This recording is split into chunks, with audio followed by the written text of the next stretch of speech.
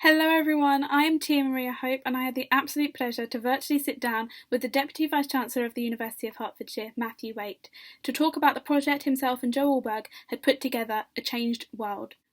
The project gave students and staff from the University of Hertfordshire the opportunity to respond intellectually and creatively to the impact of the current global pandemic. The collections of works are available on the University of Hertfordshire's website, as well as the A Changed World YouTube channel. I hope you enjoy the interview. Hey, well, my first question to you is, how has the last 9 months been like for you? Because obviously you joined at the beginning of March, or around March, the beginning of the pandemic. Yeah, I joined on March the 2nd, and I think I've been actually coming to the university for just 2 weeks before the first lockdown happened. So I have been mainly working from home, and I live from my shed, mostly in London, but I'm down at the seaside now because when I left Portsmouth, I didn't sell the flat, so it's been rented out, but the tenant's gone, so I'm working here for a week. So I'm down by the seaside, which is quite nice. Not that it's been quite foggy and very cold, but it's been very nice. So I think it's been really amazing how agile and how flexible people are. Yeah. I think everybody's really stepped up, and because everybody realises that they're in the same boat, I think everybody's giving everybody a little bit of wriggle room and being quite accommodating, and people understand the challenges everybody's under, and making the adjustments that's necessary. So it's been fine, actually. I mean, it would have been nice to see more real people. I met most of the people I work most closely with in my first couple of weeks, obviously, but there are some people who, when I've met them in the real world over the last 9 months, I think, my goodness me, I didn't realise you were that tall. Or, never see anybody's legs. Nobody's ever seen up. It's very interesting because obviously I was going to say, what do you think the university's response has been like to the changes and challenges around it? I think it's been really remarkable, Tia. I think because obviously I came into the university as a stranger, in a sense. I didn't know anybody who worked at the university, so I was a completely new person. And one of the reasons why I was keen to join the university was because I like this emphasis on community and flexibility and opportunity and all of those things, and those kind of three key areas. And I very quickly, you could see that there is an incredibly strong sense of community at the university, and that the people who are working there and the students are all, through the Students' Union and through academics and through professional staff, everybody really worked incredibly well together, I think, to try and not just sort of make the best of a bad job, but to think about the positive things that could come from it. Definitely. And to start adapting and thinking about a new way of learning. Because like you, there are so many students in any event, commuting students, and being able to start developing really good online provision, especially when people have students who've got work, working, or they've got caring responsibilities, or adapting their studies to a conventional standard. Come in, be there from sort of 9 a.m. until 5 p.m, and it potentially it's got some quite progressive aspects to it. Definitely. And I think we managed that really quite well. Definitely. And I think obviously another positive thing that's come from this has been a changed world. So when did you come up with the idea, and what gave you the idea for it? I think it must have been, it was probably late spring, early summer. And I was thinking about how we were moving into an experience which everybody was moving into, an experience which nobody had before, or very few people have had before. But everybody was impacted by it in different ways. And there were so many challenges associated with it, so many difficulties that people were exploring and talking about in the media. And I thought, well, we could do something quite exciting with this. And so there were two things. One was to create a platform which would enable students and staff to respond based on their personal experience and what mattered to them, creatively, imaginatively, academically, and to sort of be able to do that in a way that was safe and exciting and would, what's the word, showcase, if you like, the very qualities I was talking about people's positive response and progressive response to a very challenging situation, but also to be have a platform where they could be honest about the challenges and talk about the difficulties that they had experienced and share those, and then to create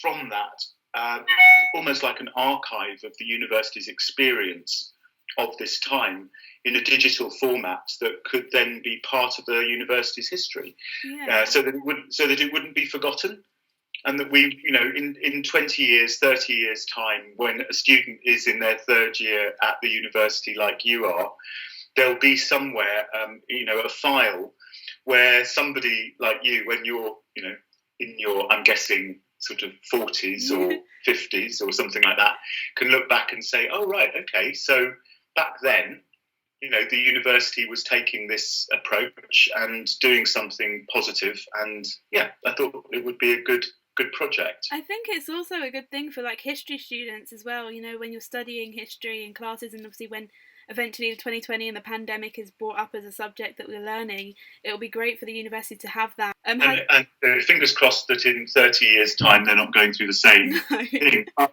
with the challenges the world's facing around the environment and other things, you'd have to be incredibly optimistic not to think that there will be similar or analogous challenges that people will be facing in the future, and to be able to look back and see how a previous generation managed it, I think is, as you say, a really positive contribution. Definitely. Has any other university ever done anything like this before? Or? I don't think so. I mean, there have been universities which have put on. I've seen, when I was doing the background to this, and I haven't looked for a while actually, but there were quite a lot of universities that were putting on special lectures. Universities were putting on online lectures from their senior academics around, about research that they were doing that was relevant to COVID-19 and to epidemiology and to the social and political dimensions of it. But they were more showcase lectures. Yeah. I don't think any other university put together something that would allow a whole community contribution to happen. It's an incredibly unique idea then. So what has the response been like? What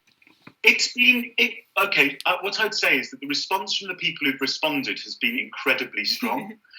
But I think, if I'm honest, we underestimated the challenges and other calls on people's time in a very challenging time, because obviously the work involved in putting materials online for staff, the challenges for students to manage the online learning experience meant that it was quite difficult actually to engage. We've got quite a lot of hits on the website, but not as many students contributing to the materials as I would have liked, if I'm absolutely honest. I had hoped for slightly more. But as I say, it's not really about volume. Yeah. It was the opportunity to do it, to look at other people's contributions and to think about those, and to almost to know that it's happening and to know that it's there is an important dimension of the project.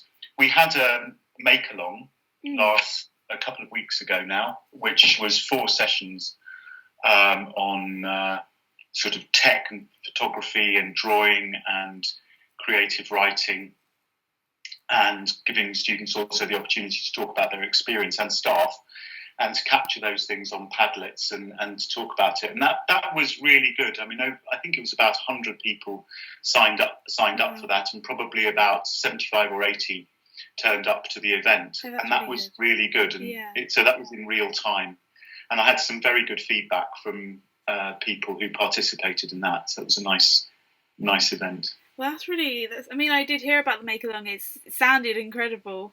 But like I say, it is just one of those things where it is just finding the right time, and I think sometimes I think the impact obviously is of seeing people's work and seeing that people, think, going through the same thing as what they are, be it their anxieties of living in a pandemic or just simply living in a pandemic, and sometimes it's just nice for those to know that they're not alone in this. It can be quite exactly, lonely. And that was, as I say, one of the ideas was to create a platform that would give people who felt the need to, or felt that they had something to share that they wanted to go public with, if you like, and talk about, was a very important part of the project. And so although it would have been good if there had been more active contribution, I don't judge the project by the number. I think the fact that people had the opportunity and some people took up the opportunity is really what I was looking for, and that's happened. Of course, I say I, but of course Joe and I have been working on this, and Joe has been the engine of the organisation and management of it. So don't take credit for that. So what have you enjoyed most about A Changed World, and did you participate yourself? I've done a couple of interviews with Joe, and obviously I took part in. I've facilitated the makeover sessions, and one of something that I wrote a long time ago, because I did a master's degree in creative writing a long time ago, and I write fiction too. And a short story that I was shortlisted for a prize that quite a long time ago. I submitted for the in the summer for another project that was going on, which was the Festival of Ideas project, and that got included in this as well. So I read that aloud, and that can be clicked on and listened to if people want to. Yes. Well, I know you're an active member of a writing group. I read up, I think, about that. And so how often do you actually allow yourself to reflect on how you're feeling and express that through, obviously, a creative passion? It's an interesting question. I don't generally write about what's happening now. I think writing for me is more about reflecting on sort of consolidated experience rather than using writing to work through the present. That tends to happen in my mind. So I don't. I've never written. I've tried to write a diary, for example. I've tried to write memoir, and I've found that extremely challenging. If I'm honest, I don't think that I'm that interesting. What I have started to do, actually, because I was thinking about it. I think everybody has their own writing style. Everybody has their own reasons for writing and the pleasures they take from writing creatively. I've found actually that speaking to camera and doing short, sort of 3-4 minute videos of myself talking about experiences is actually a really good way of capturing it. Yeah. What I sometimes do, either on an audio file or on a video, I think of something from the past or a person that I knew or an event, and then just remember it in free speech. And then that keeping that as a kind of almost like an audio or a video diary, and then eventually perhaps those will come together, and then I'll watch those again and remind myself and convert some of that into something that is text-based. But that's how I've been doing it. But how do you think, because obviously this time is very difficult for people, so would you encourage, obviously, students and staff to take a moment away from like their studies and work to reflect on how they're doing and encourage them to obviously express themselves through a creative passion? I don't think you can generalise here. I think people are managing this in such a different way. I'm in a very privileged position. You know, I have work, I have supportive friends, I've got good colleagues. I don't have any, touch wood, any sort of immediate health concerns. I haven't been directly affected by COVID-19 in that way, friends and family who have had the disease. Only one of them was badly affected by it. The others got through it with relatively mild symptoms. And so I think asking people I don't think I would ever expect somebody or ever ask somebody to kind of reflect, because sometimes reflection can be painful. Yeah. And again, it's something where people may need to come back to it in the future to think about how it was.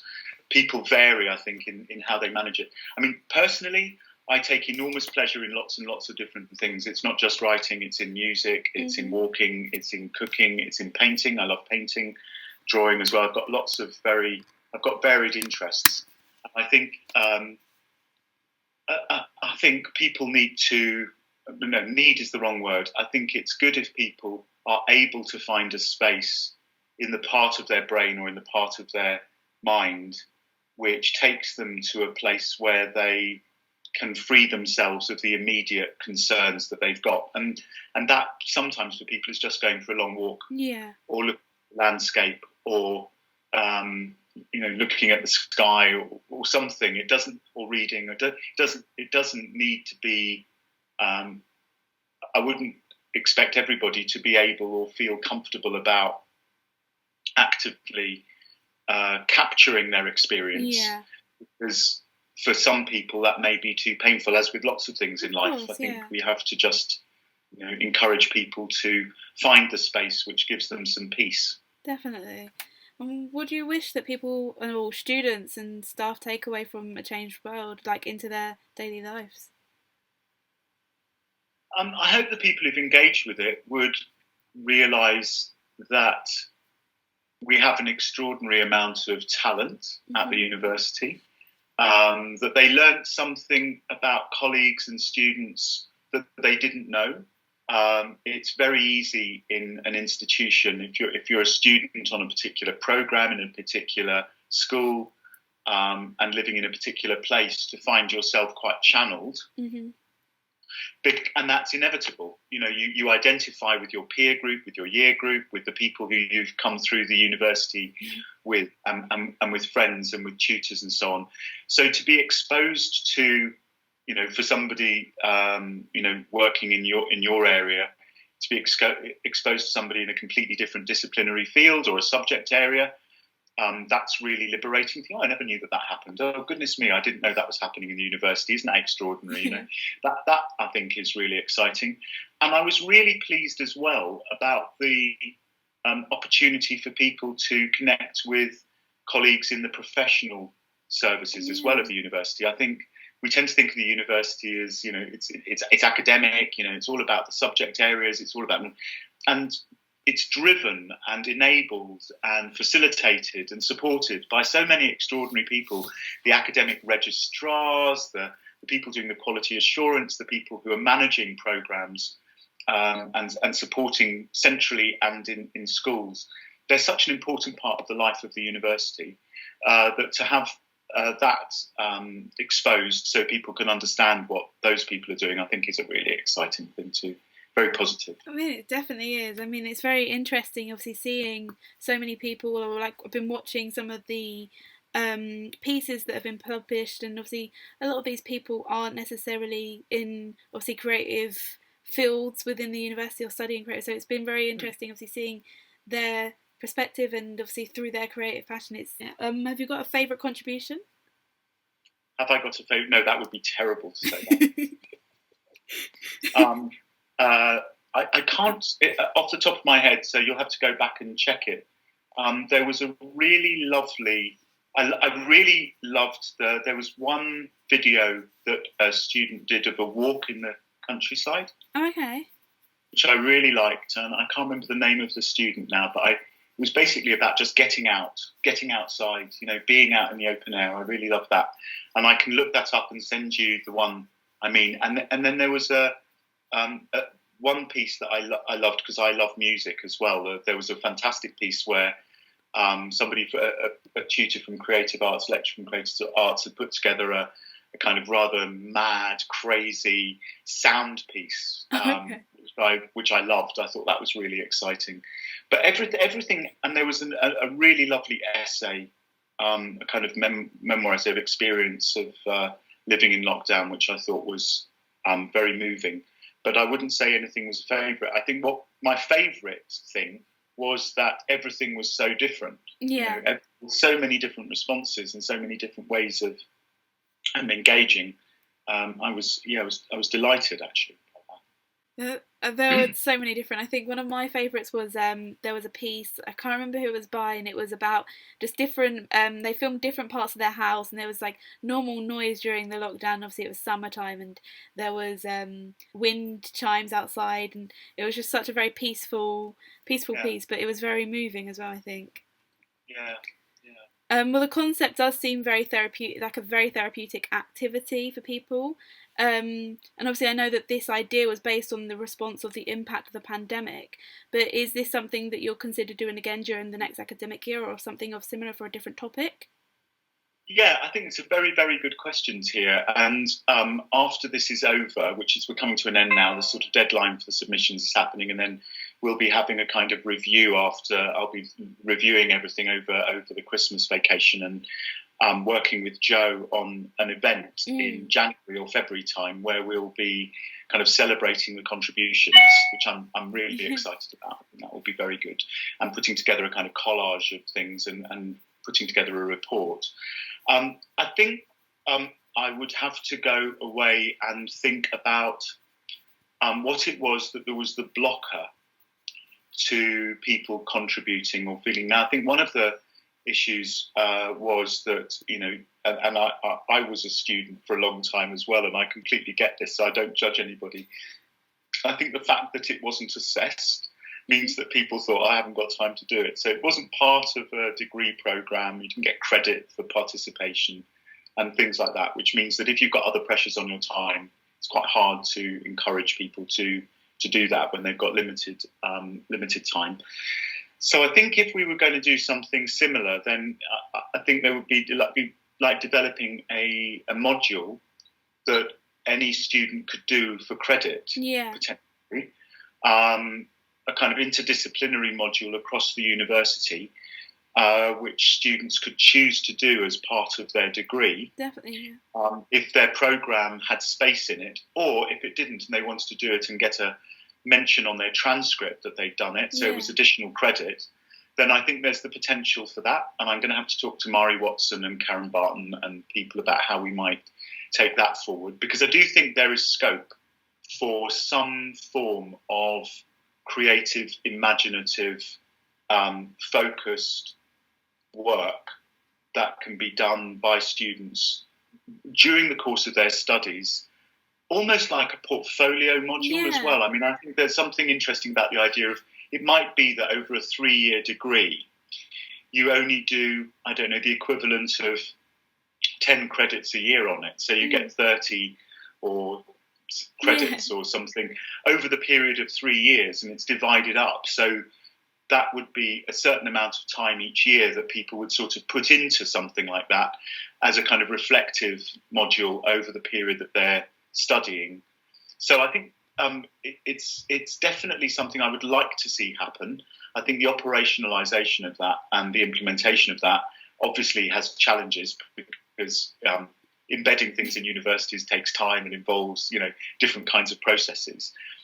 I think the other option is potentially to develop the Connect reading programme so that it's associated with this as well. So it might be that next year the Connect reading programme has associated with it a set of activities that might be creatively and imaginatively responses, which could also work. I mean, I was very pleased we managed to get contributions to go towards the Go Hearts award, because that provided some incentive.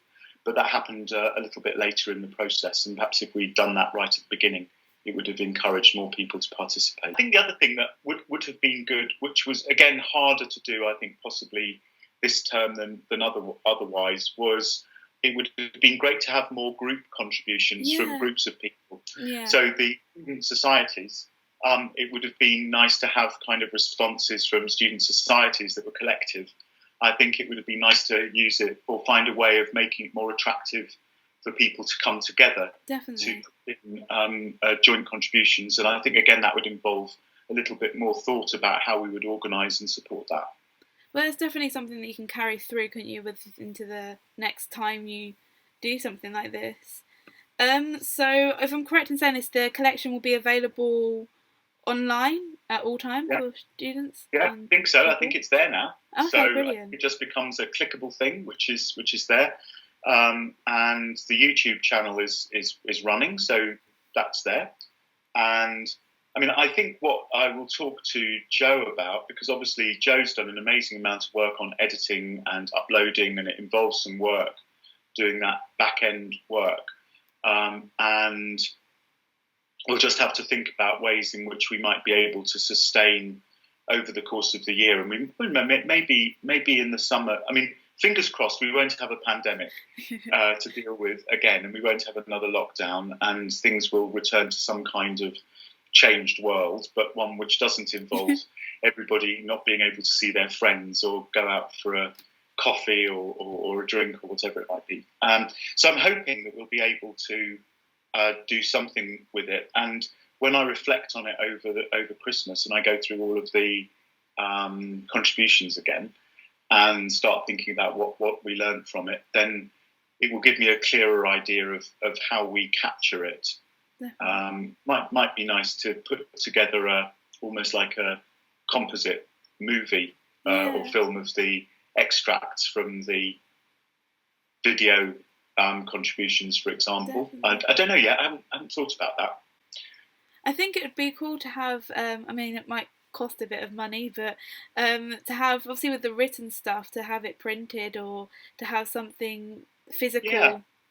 Yes, no, I think that's a very good idea. And I think what we might want to do is even then to ask people who contributed the video contributions, is the advantage of that is you can create a digital book with a link to, or embed the video, and just ask the author or the maker of that to just write a paragraph of explanation as well underneath it, and we could potentially create an ebook. Yeah, that would be really cool as well. Yeah, or something like that. Yeah, that'd be a very good project for you or somebody in as a final year project, wouldn't it? That would be great. Definitely.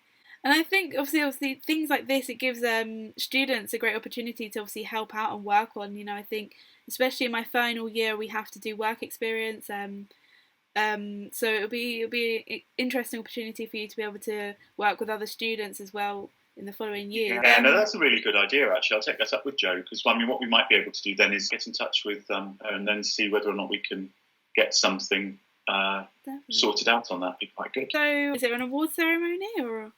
There will be, I'm kind of thinking about how to do that in a way where I don't like judging things as being better than other things, because I think everything has its own merit.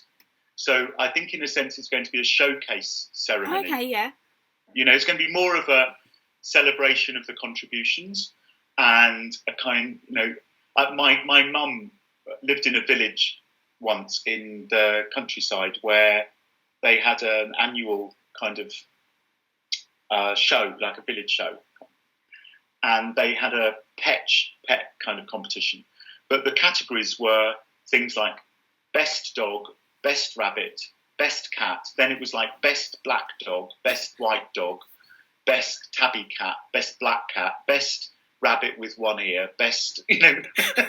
And that was because everybody got a prize for every pet. So basically they looked at everybody's pets that were entered and then thought what was best about that pet. Yeah. And then wanted a prize, because none of the kids wanted to go home without having a little rosette. So it was so in a sense I always liked that idea that what you do is you celebrate the diversity of the contributions, and everything that people have done is great, because the actual contribution, the taking the time, the thought that's gone into it, the care that people put into the contributions, I think is what's really remarkable. And I'd kind of like to celebrate that. So I'm hoping we can come up with some kind of ceremony where everybody comes away feeling as though they've been acknowledged and recognised for their contribution. So that's my intention. Will it have to be virtual, I'm assuming then? Obviously. I'm assuming it will have to be virtual. Yeah, I'm assuming it will. virtual, which of course is quite nice because it means you can show extracts from what people have done if they consent to that, and you can actually highlight what people have done and do a commentary. I think may have to record it with Joe. Yeah, we might be I might wear a black tie. Yeah, I might dress up. I might dress up. Yeah, and kind of do a kind of show. Yeah. Okay, my final question, I mean this has gone really quickly, was what would you like to say to those who have participated in a changed world? I would like to thank them for their imaginative, creative and academic contributions, the time they took, the care they took. I'd like to thank them for living the university values and really sort of putting those into practice, I think. And I'd like to acknowledge their extraordinariness. I think everybody who's made a contribution will be, has done something really magnificent.